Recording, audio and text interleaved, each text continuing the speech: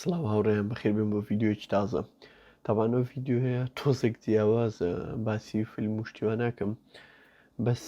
باسی ماثیۆ مەکۆنای دەکەم و ئەو خیتابە مەشهووری کە لە ئۆسکار هەیتی. طبعاً ماثیۆ مەکۆنای قیتابە زۆر مەشهووری هەیە لە ئۆسکار، کاتی ئۆسکاری وەردەگرە لە فیلمی دالاس بایرس کڵەب.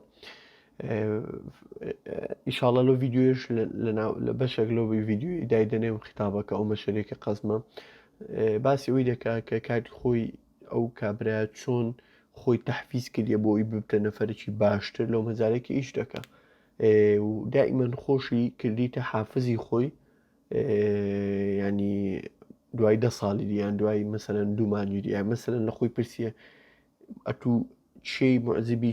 چێ ینی سوپەرهیرۆیە بۆ تو، دەڵێ ئەمنم بەس پاش 5 ساڵی کە دەگاتە پاش 5 ساڵی دووبارە پرسیار لە خۆی دەکاتەوە هەر دەڵێ ئەمنم پاش 10 ساڵی و ئەخیری هەر لە خۆی دەپرسی دەڵێ من قەت ناگەمە ئەو ئەخیرەی کە ئەوی ئەمن دەبێ بۆی ئەمن دایمەن لە هەوڵدانم بۆ لەو باشی بچم. ئەو قسانەی کە کردیتی قسەشی زۆر بە قۆت و تۆزێک ینی فەلسەفیە، بەس ئەو قسەی ئەو کابرا چەند تەسیری هەبووە لەسەر ئیشەکانی لەوەتی هەیە. طبعاً ماثیۆ مەکۆنای ئێستا لە ممثلە هەرە باشەکانی هۆڵیوودە دەوری زۆر جوان و شازی دەبینی و کابراایەکی زۆر بە قابلیەتە و لە تەمسیل و لە بەرزەستەکردنی ئەو دەورێکە دەیدەنێ. بەس ئەگەر هەندێک بگەڕێنەوە پاش تەماشای هیستری بکەین و تاریخی بکەین کە پێشتر چ دەورێکی دەدیت. طبعاً یەک لە دەورەکانی Sex and the City and How to Lose a Guy in 10 Days ئەو فیلمە تیجاریانە هەیەوی فیلم و مسلسلەوی بەس ئادابنیشی وەخت بڕات زۆر بگۆڕی. ئەمە قەزم ئەو نییە ئەوانە بەرهەمی خراپن، بەس ئەو بەرهەمانە لە لایەقی ئەو شخصی نینە، چونکە ماثیۆ مەکۆنای شخصی زۆر بە ئیمکانیەتە، ینی حەسب ئەو دەورانی ئەو چەند ساڵی ئەخیری کە دەیبینین ینی دەتوانیشتی زۆر باش بکە و حتا ئۆسکاری وەرگرت لەو چەند ساڵ پێش ئێستا لەو فیلمی دالاس بایرس کڵەب کە لەوێن دەوری قسەکە حەقیقیە، فیلمێک زۆر تۆزێک ینی زانی چۆنە خۆی قسەکە حەقیقیە، فیلمەکە تۆزێک درامایە دەبی تااقەتی ئەو نوع فیلمانەتەبی بەس بۆت بە دیار دەکەوی ئەوانەی کە نەخۆشی ئایدیزیان هەیە چەند مەعانات دەبینن لەگەڵ موجتەمەع و لەگەڵ عیلاج و لەگەڵ خەڵک و لەگەڵ دەوروبەر. ئەو فیلمە باسی ژیانی شخصێک لە ئەوەکان دەکات و پێویست ناکە بڵێن فیلم ئینتەرستیلەر لەوێن دەوری چۆن بوو، لەوێن پایلۆتەکە بوو تەیاری ئەوەی فەزاییەکە بوو کە جەماعەتی بردە منتیقەچیدی بۆ گەلاکسیەکی دی بۆ ئەوی بزانی کە ژیان هەیە نەم و یان لە ترو دیتێکتیڤ لەوێندەر لەو مسلسلەی لەگە وودی هاریسن. طبعاً لەوێندەر دەوری محقق دەبینی بەس محققەکە خەڵکی تێکساسە. طبعاً لەوێ قسەی زۆر مەشهووری هەیە وچێ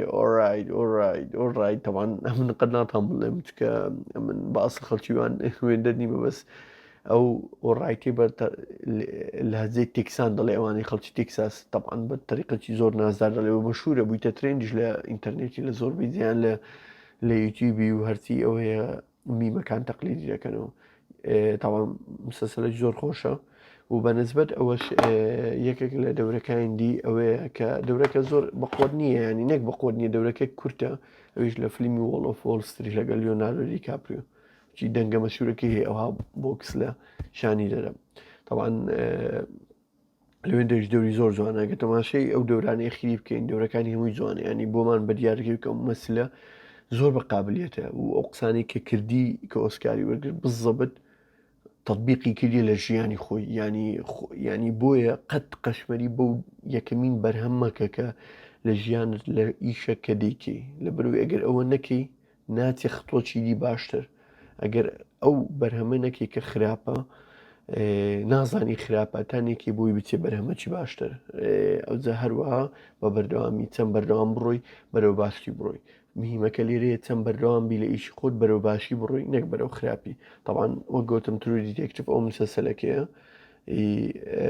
ئەوە چی پێ دەڵێن ئەفوو ئەوە ماثیۆ مەکۆنای ئەوە وودی هاریسن. ئەو طبعاً مسلسلەش مینی سیریزە 3 سیزنە، هەر سیزنی باسی قسەی دەکات ئینتاجی HBOە. وەک گوتم ینی ئەو کابرایە ئۆسکار ئەوەی خۆی بزەبت لە ژیانی خۆی تەطبیق کردی و ببوورە ڤیددیوەکە تۆزێک ئەو لە ئەولام کرد و لە مۆازەیەکان بەس حەزم کرد تۆزێک ممتابی زیاتر لەسەر شتەچ تێدابی و لێرەدا کۆتایی بە ڤیددیۆی دێنم ئیشاءالله ئەگەر حەستان لێ ڤیددیوە بەردەوام بم